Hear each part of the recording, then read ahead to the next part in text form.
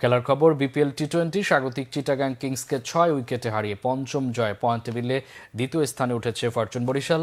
চট্টগ্রাম এই ম্যাচে প্রথমে ব্যাটিং করে ৮ উইকেটে ১২১ রান করে চিটাগাং। জবাবে ডেভিড মালানের অপরাজিত হাফ সেঞ্চুরিতে কোয়ালিফায়ারের সম্ভাবনা উজ্জ্বল করেছে গতবারের চ্যাম্পিয়ন বরিশাল। চিটাগাং ও বরিশাল দুদলই ৬ ম্যাচে ৪ জয় নিয়ে পয়েন্ট টেবিলে দ্বিতীয় স্থানের জন্য লড়ছিল। তেমন গুরুত্বপূর্ণ ম্যাচে টসে হেরে ব্যাটিংয়ে নেমে পাওয়ার প্লের ৬ ওভারেই ৩৯ রানে ৫ উইকেট হারিয়ে ম্যাচ থেকে কার্যত ছিটকে পড়ে চিটাগাং।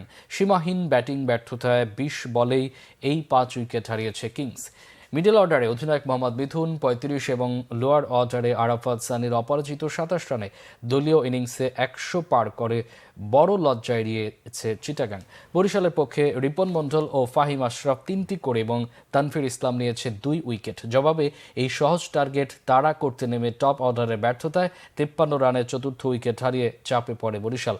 তামিম ইকবাল ৮, তাওহিদ হৃদয় ১ করে ফিরে যাবার পর হতাশ করেন দুই অভিজ্ঞ ব্যাটার মুশফিকুর রহিম ১১ এবং মাহমুদুল্লাহ ১৬ করে আউট হয়ে। তবে ওপেনার ডেভিড মালান ও মোহাম্মদ নবী হাল ধরে দলকে জিতেই মাঠ ছাড়েন। মালান ৪১ বলে অপরাজিত ৫৬ এবং নবী করেছেন অপরাজিত ২৬ রান।